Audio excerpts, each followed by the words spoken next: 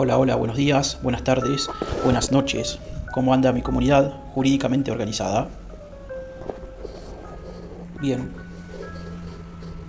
Bueno, hoy vamos a iniciar con la clase número 11 de este curso de Derecho Administrativo que estoy dando. Sí, básicamente hoy vamos a intentar objetivarnos en una especie, ¿sí?, de aquellos entes que integran la administración descentralizada o indirecta del Estado, ¿sí? En específico, hoy nos vamos a centrar en las entidades autárquicas, ¿sí? Hemos dicho que la administración descentralizada estaba integrada, ¿sí?, por entes, ¿sí?, entidades, sujetos con personalidad jurídica propia, ¿sí?, distinta a la del Estado, a la de la administración central, ¿sí? Así que bueno, una de aquellas especies, de aquellos tipos de entidades que integran la administración descentralizada, valga la redundancia, son las entidades autárquicas. Así que bueno, en esta clase vamos a hablar en particular de las entidades autárquicas. Vamos a hacer mención respecto del origen histórico de la palabra autarquía, ¿sí? Vamos a hacer referencia respecto de el concepto autarcía, ¿sí? Se parece bastante, aunque tiene otros alcances. Y respecto de la noción clásica y de su significado actual, ¿sí?, de lo que hoy representa la palabra autarquía. En específico, lo que hoy representan las entidades autárquicas. Bueno, seguidamente vamos a hablar respecto de la condición jurídica y los elementos de la entidad autárquica, ¿sí?, básicamente con el fin de poder comprender, aunque sea de un modo general, los elementos que conforman toda entidad autárquica como institución, ¿sí? Seguidamente vamos a ver algunas clases de entidades autárquicas, digamos, algunas clasificaciones de las entidades autárquicas que hoy existen. Vamos a hablar de los órganos que son competentes para crear las entidades autárquicas. Allí al respecto hay una discusión doctrinaria, ¿sí?, si es el Congreso el único que puede crear órganos, digamos, es el único que puede crear entidades autárquicas, o si acaso es el Poder Ejecutivo quien, en uso de sus propias facultades, también lo puede hacer. Bueno, vamos a hacer referencia respecto a ese conflicto doctrinario y obviamente dar nuestra opinión. Bueno, y por último vamos a hablar respecto del régimen jurídico de la entidad autárquica, del contralor de sus actos. Vamos a ver qué es la intervención, ¿sí? Y bueno, no mucho más. Así que, sin más preámbulos, comencemos.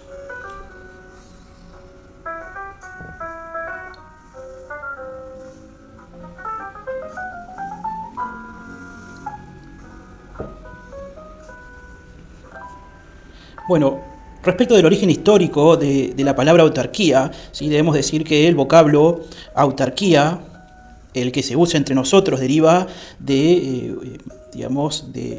la palabra italiana autarchia, que básicamente traduce los diferentes términos griegos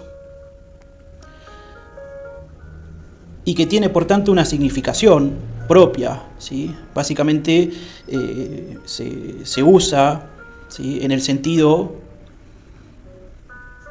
que se le atribuye a aquella condición que tiene determinado sujeto para bastarse a sí mismo, ¿sí?, en el sentido de que de autosuficiencia, digamos. Y en segundo término, puede ser utilizado también como aquella posición que tiene una entidad a la cual se le atribuye la facultad de autogobernarse y de administrar sus propios intereses, ¿sí? Lo cierto es que esta carencia de precisión en lo que concierne al significado autarquía dificulta un poco la comprensión del proceso de la administración estatal indirecta. por cuanto el vocablo autarquía significa gobierno por sí mismo, confundiéndose en ese plano con la autonomía. Autonomía que implica la facultad de darse sus propias reglas, su propia carta constitutiva, ¿sí? Y regirse por tales reglas. Bueno, lo cierto es que desde sus orígenes la expresión autarquía fue utilizada básicamente para distinguir al Estado de otras entidades, siendo su significación más amplia incluso que el de la autonomía.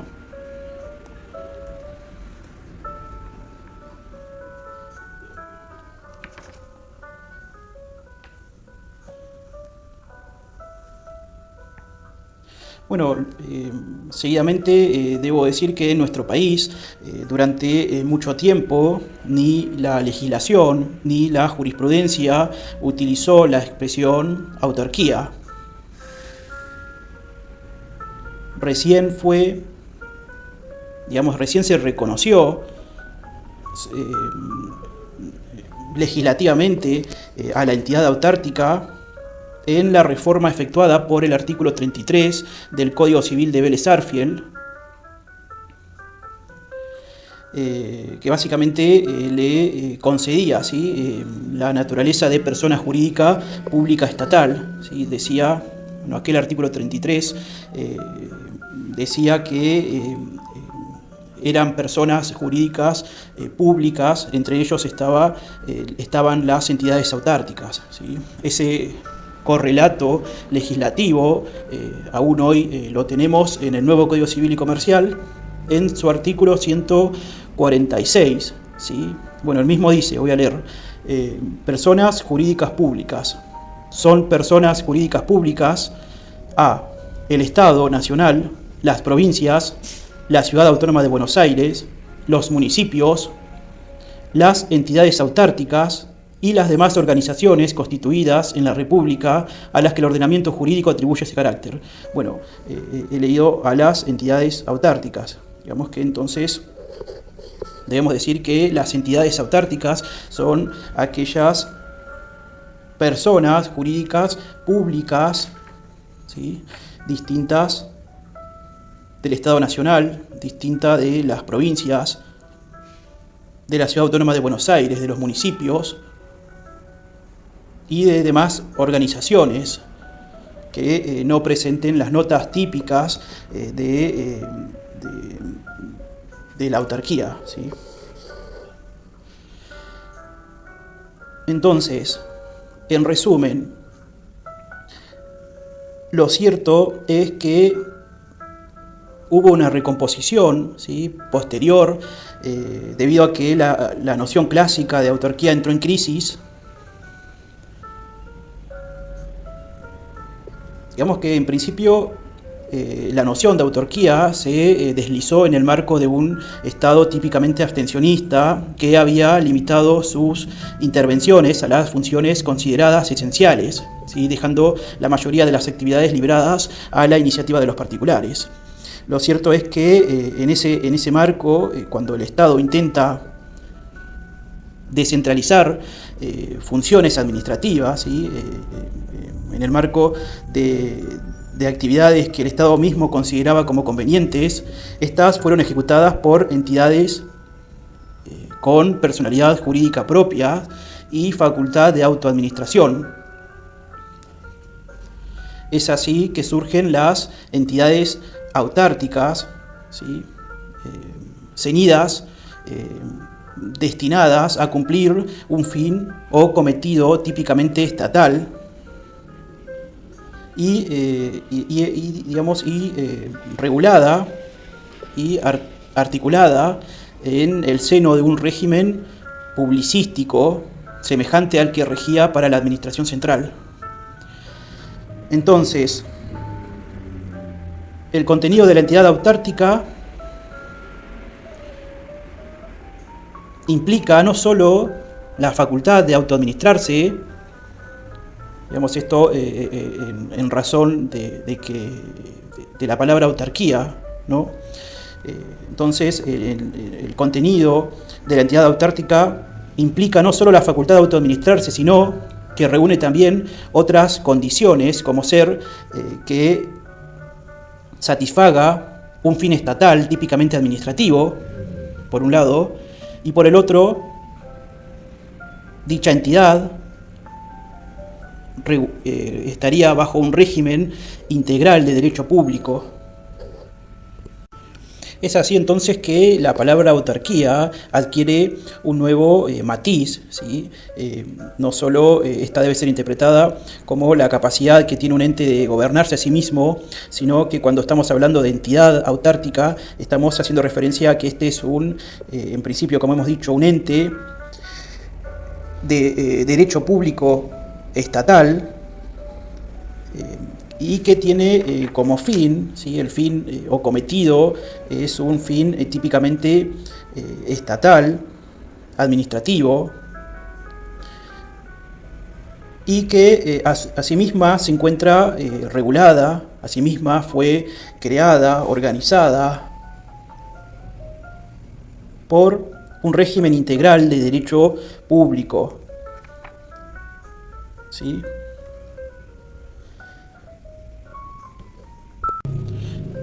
Sí, vale tener en cuenta que estamos hablando de una entidad, ¿sí? Estamos hablando de un sujeto de derecho público que integra el Estado, ¿sí? Es de carácter estatal este ente, que, como digo, que tiene personalidad jurídica propia, y por tener personalidad jurídica propia contiene un substratum material, un substratum económico, financiero, que permite la constitución de un patrimonio, ¿sí? La constitución de un patrimonio estatal de afectación a fines determinados, fines que, como digo, son estatales, fines administrativos, no fines ni industriales ni comerciales. Cuando aquel ente tuviese como fin, ¿sí? Satisfacer necesidades industriales o necesidades comerciales, estaríamos en este caso hablando como regla de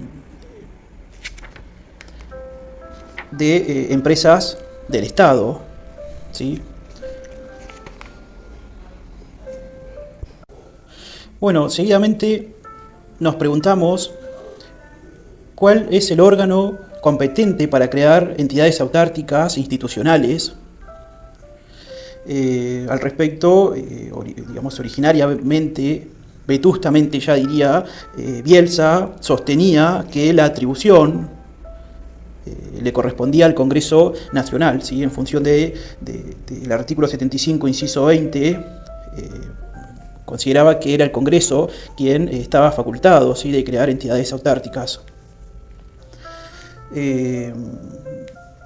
Lo cierto es que ha surgido una postura antagónica que básicamente dice que se trata, que digamos que la facultad de crear este tipo de entes competen al Poder Ejecutivo, ¿sí? Por tratarse de una facultad íncita en el artículo 99, inciso 1, ¿sí? Pues de lo contrario se estaría violando la zona de reserva de la administración y la división de poderes.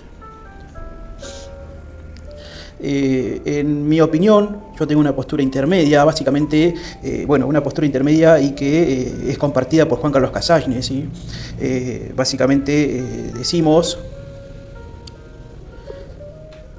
que concurrentemente las entidades autárquicas pueden ser creadas tanto por el Congreso, ¿sí? A través de una ley formal, como por el Poder Ejecutivo, ¿sí? Por decreto, salvo excepcionalmente, cuando aquellas entidades se encuentran relacionadas con atribuciones expresas que la Constitución Nacional pone a cargo del Congreso, ¿sí? Como para el caso de las universidades, para el caso de los bancos, etc. Bueno, seguidamente debemos decir, avanzando con la clase, que las entidades autárquicas pueden ser clasificadas, ¿sí?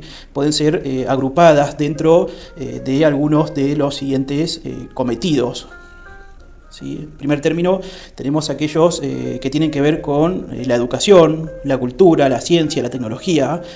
Para ello existen las universidades nacionales, ¿sí? Son entidades autárquicas, el Consejo Nacional de Educación, entidad autárquica, el Consejo Nacional de Educación Técnica, CONET, entidad autárquica, el Fondo Nacional de las Artes, entidad autárquica, etc.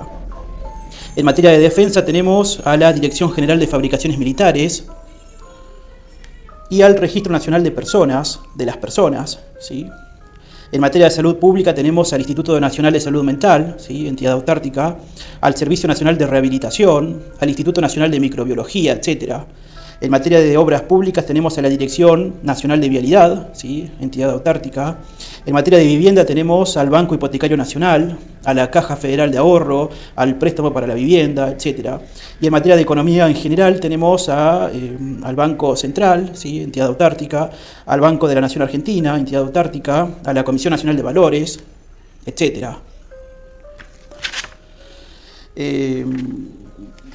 Seguidamente, avanzando, ¿cuál es el régimen jurídico de la entidad autárquica? Bueno, al respecto debo decir que no existía una regulación normativa general. De hecho no existe, pero hay una pequeña referencia que hace el Código Civil y Comercial, ¿sí? En su artículo 148, cuando dice, y leo, ley aplicable, perdón, artículo 147, ley aplicable. Estoy hablando del Código Civil, ¿sí?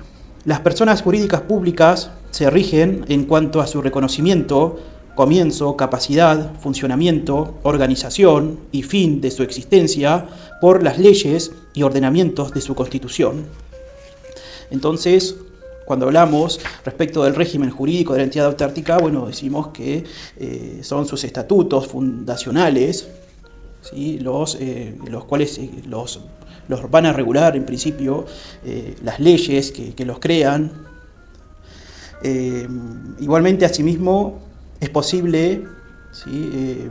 Y esto en aplicación de la base de sus notas comunes, saber que en lo relativo al procedimiento y los recursos son de aplicación para las entidades autárquicas institucionales en el orden nacional las normas como ser la ley 19.549, ¿sí? La ley de procedimiento administrativo y su decreto reglamentario. ¿Sí? Recordemos que la Ley Nacional de Procedimiento Administrativo, ¿sí? En el artículo número 1, bueno, no lo encuentro, básicamente señala que esta ley, ¿sí? Estos procedimientos, la aplicación, el ámbito de aplicación de esta ley, corresponde tanto a la administración centralizada como a la administración descentralizada. ¿Sí? Recordemos que las entidades autárquicas son una especie, ¿sí? de la administración descentralizada.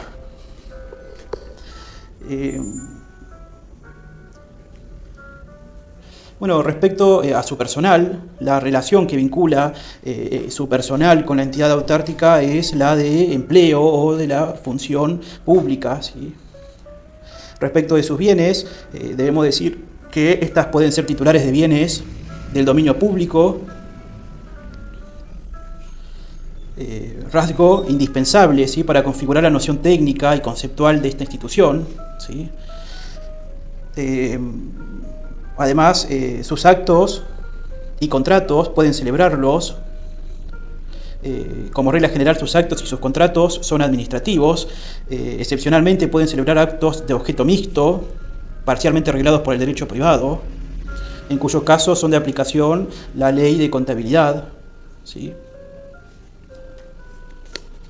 Bien, bueno, ya casi terminando, respecto del contralor de los actos de la entidad autárquica, ¿sí? Quien controla los actos de la entidad autárquica, en principio hay un sistema de recursos administrativos, ¿sí? Particularmente el denominado recurso de alzada.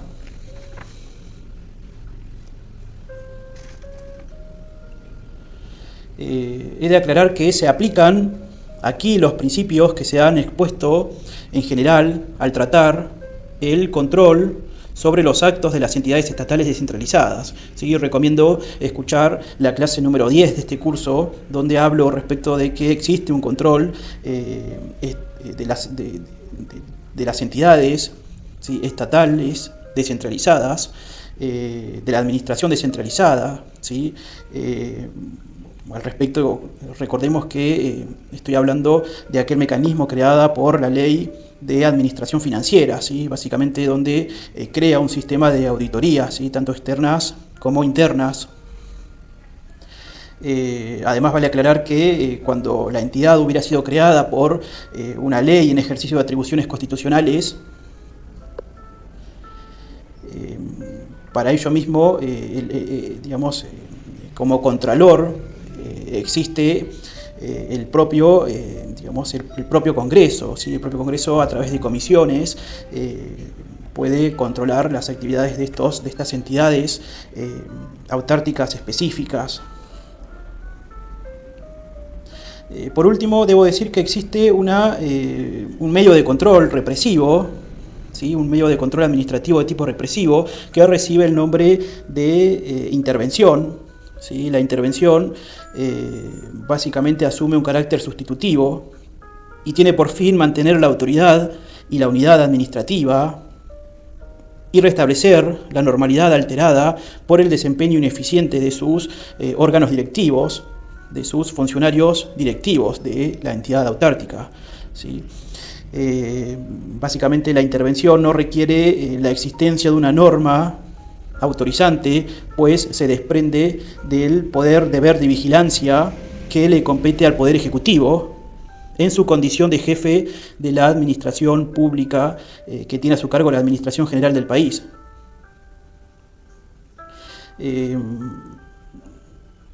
Además, las relaciones entre el Poder Ejecutivo y el interventor se rigen por los principios de jerarquía, pudiendo recibir la entidad autárquica por este medio órdenes, instrucciones específicas del Poder Ejecutivo. Bien, bueno, respecto a las modificaciones de su estatus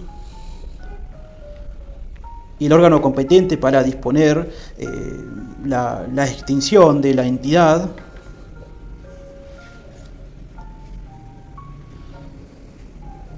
bueno, he leído el artículo 148 del Código Civil y es digamos, ese artículo traza regla general. El artículo 147, dice: las personas jurídicas públicas se rigen en cuanto a su reconocimiento, comienzo, capacidad, funcionamiento, organización y fin de su existencia por las leyes y ordenamientos de su Constitución. Perdón que lo vuelva a leer.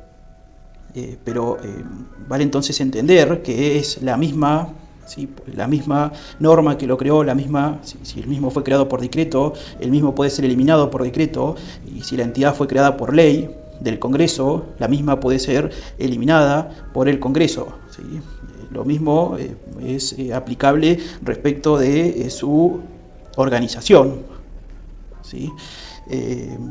Bueno, hasta acá por hoy. Espero que les haya servido. Si es así, te pido que lo compartas con tus compañeros y compañeras de estudio. Dejes tu comentario, dale like, compartilo. Y bueno, será hasta la próxima. Saludos.